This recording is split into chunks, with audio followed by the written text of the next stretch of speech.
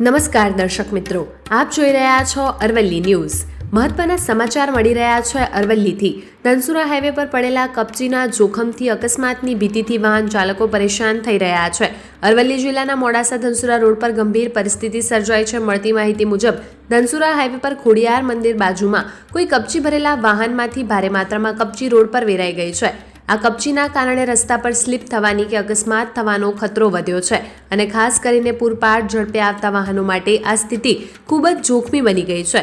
મોડાસાથી અમદાવાદ અને નડિયાદ જેવા મુખ્ય શહેરોને જોડતો આ મહત્વનો માર્ગ હોવાને કારણે વાહન વ્યવહાર સતત ચાલુ રહે છે, પરંતુ હાલ કપચીના કારણે વાહન ચાલકોને ભારે મુશ્કેલીનો સામનો કરવો પડી રહ્યો છે।